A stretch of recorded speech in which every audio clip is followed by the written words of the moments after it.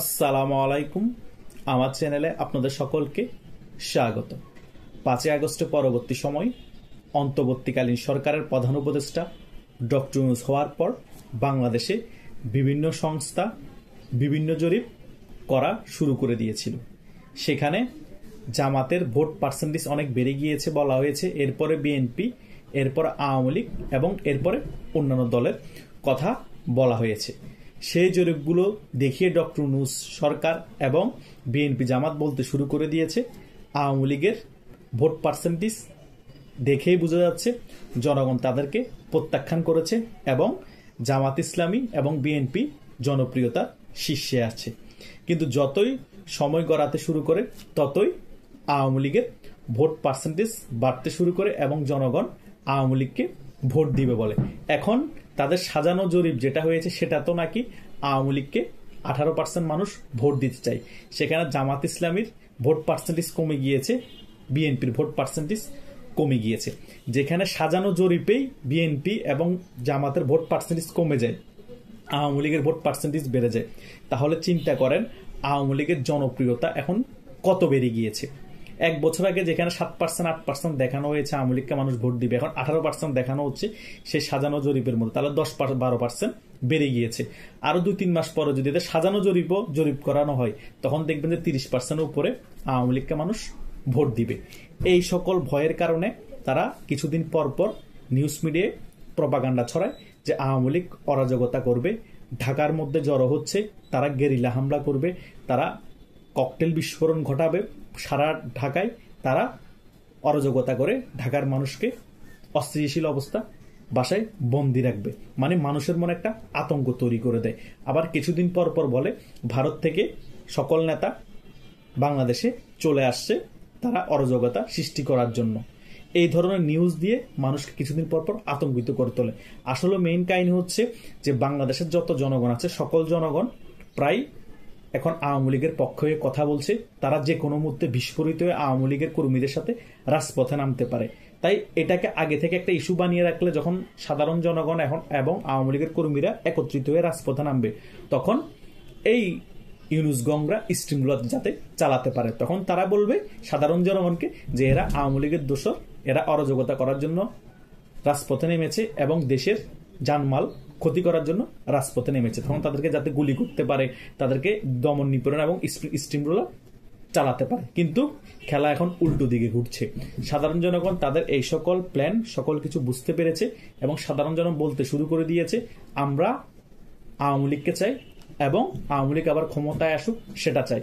কারণ আওয়ামী লীগের আমলে আমরা দুমুঠো খেতে পারতাম, আমরা রিক্সা চালিয়ে 800-1000 টাকা ইনকাম করতে পারতাম, কিন্তু আওয়ামী লীগ সরকার চলে যাওয়ার পরে আমাদের দুমুঠো খেতে কষ্ট হয়ে যাচ্ছে, এখন 400-500 টাকা ইনকাম করতে কষ্ট হয়ে যাচ্ছে।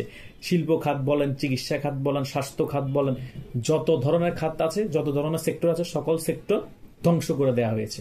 এই কথাগুলো আমি আমার প্রত্যেক ভিডিওতে কেন বলি জানেন?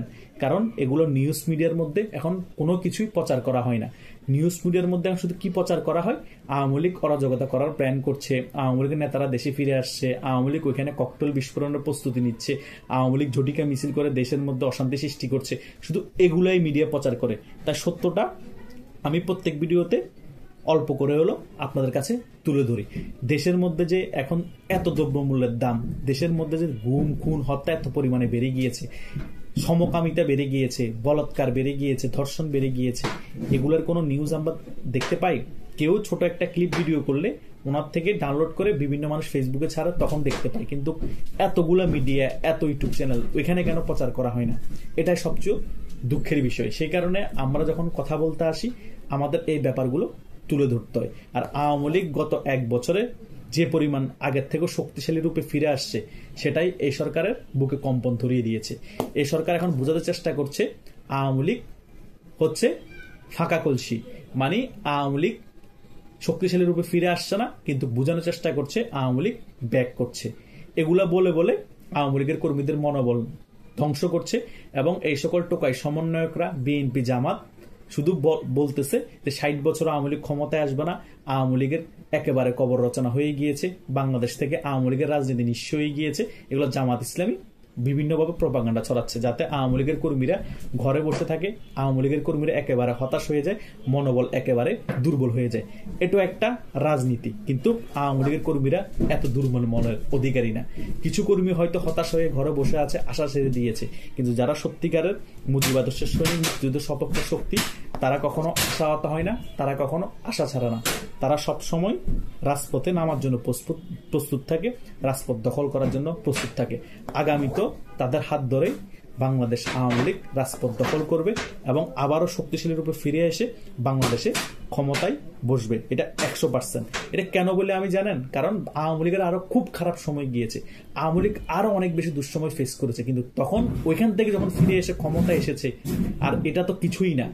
1 বছরের মাথায় আওয়ামী লীগ ব্যাক করেছে, ঝটিকা মিছিল করছে, বিক্ষোভ মিছিল করছে, এত গুম হত্যা, নিরীহ মানুষকে জেলে ঢুকিয়ে দেওয়া হচ্ছে, ঘর বাড়ি পুড়িয়ে ফেলা হচ্ছে, বাবা মাকে মেরে ফেলা হচ্ছে, বোনকে বিয়ে দিতে দেওয়া হচ্ছে না, বিভিন্ন জায়গায় আওয়ামী লীগ করেছে তার ভাই। সেই কারণে এত দমন নিপীড়ন প্রতিহিংসা করার পরও আওয়ামী লীগকে কোনোভাবে দমন করা যাচ্ছে না, আওয়ামী লীগকে কোনোভাবে কোণঠাসা করে রাখতে পারতেছে না, কোনোভাবে রুখে দিতে পারতেছে না।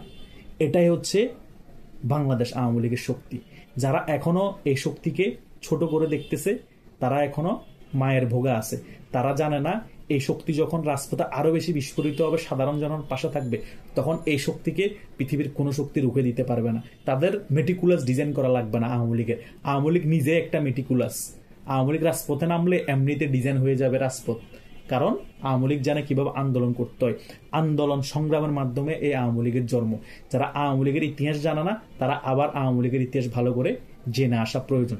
অনেক নতুন প্রজন্ম শুধু রাজাকারদের ইতিহাস জানে, অনেক নতুন প্রজন্মের অনেকেই মধুদের ইতিহাস জানে, অনেকে নতুন প্রজন্মের অনেকেই বহির্বিশ্বের সকল কিছুর খবর রাখে, কিন্তু আওয়ামী লীগের ইতিহাস মনে তারা পড়ে নাই। কারণ অনেক রাজাকারের নাতিপুতিরা আওয়ামী লীগ পছন্দ করে না, তো সেই কারণে তারা ভুলে গিয়েছে আওয়ামী লীগ কিভাবে আন্দোলন সংগ্রাম করে বাংলাদেশ স্বাধীন করে দিয়েছে এবং আওয়ামী লীগের নেতৃত্বে কিভাবে বাংলাদেশ স্বাধীন হয়েছে। আওয়ামী লীগকে যারা খাটো করে দেখে, তারা নিজেরাই হারিয়ে যায়। এই জামাত ইসলামী মনে করছে যে 1971 সালে আমরা হেরে গিয়েছি, এইবার মেটিকুলাস ডিজাইনের মাধ্যমে 24-এ আমরা আওয়ামী লীগকে পরাজিত করেছি, এখন আমরাই আজীবন ক্ষমতায় থাকবো। তারা, আমি এখনো বলে যাচ্ছি, কিয়ামতের আগ পর্যন্ত লিগ্যাল ভোটে পাতানো নির্বাচন ছাড়া জামাত ইসলামী বাংলাদেশে কখনো ক্ষমতায় আসবে না, ক্ষমতার কাছাকাছিও যাবে না। এটাই রিয়েলিটি। বাংলাদেশে আওয়ামী লীগ আর বিএনপি জয়গান চলবে যতদিন বাংলাদেশ থাকবে। এটাই বাস্তবতা। বাংলাদেশে মানুষ 40% মানুষ আমরা দেখে এসেছি বিভিন্ন ভোট পার্সেন্টেজে হয়তো বিএনপি ভোট পায়, না হলে আওয়ামী লীগ ভোট পায়। আসন 19-20-এর কারণে ক্ষমতা চেঞ্জ হয়, কিন্তু ভোট পার্সেন্টেজ আওয়ামী লীগ বিএনপির কাছাকাছি। এটাই বাংলাদেশে বিগত 40 বছর 30 বছর ধরেই আমরা দেখে এসেছি। এটাই সত্য কথা। এটা যারা অস্বীকার করে তারা রাজনীতির র বুঝে না। তাই জামাত ইসলামী যতই ফাঁকাফাঁকি করুক, যতই গালবাজি করুক, ভোটের টাইমে দেখবেন 10%ও ভোট পায়নি, 30টা আসন পেতে কষ্ট হয়ে গিয়েছে। এটাই হচ্ছে বাস্তবতা। তাই আওয়ামী লীগ ঘুরে দাঁড়িয়েছে, আওয়ামী লীগ তার পূর্ণ শক্তি নিয়ে ফিরে আসছে, এটা ধরে রাখুন। হয়তো আরো কিছু সময় লাগতে পারে, এত ধৈর্য হারা হলে হবে না। রাজনীতি খুব লেন্থি প্রসেস, আর বাংলাদেশে ক্ষমতার পরিবর্তন হলে খুব সময় লাগে আবার একটু ব্যাক করতে। কিন্তু আওয়ামী লীগ বড় দল হওয়ার কারণে খুব তাড়াতাড়ি ব্যাক করবে, কিন্তু হতাশ হওয়া যাবে না, ধৈর্য ধরতে হবে। কারণ একটা জিনিস মাথায় রাখবেন, বিএনপি দেখেন ক্ষমতাচ্যুত হওয়ার পর এখন 19 বছর ক্ষমতায় আসে নাই। সেটা আপনাদের জন্য একটা চোখের সামনেই নজির আছে, কিন্তু আওয়ামী লীগের এত বছর ক্ষমতা বাইরে থাকবে না, কারণ আওয়ামী লীগ আরো বেশি সংগঠিত বিএনপির থেকে এবং সাংগঠনিকভাবে অনেক দক্ষ নেতাকর্মী আছে আওয়ামী লীগের। তাই হাল ছাড়বেন না। আওয়ামী লীগ পূর্ণ শক্তি নিয়ে ফিরছে, 100% লিখে রাখুন। ধন্যবাদ সকলকে।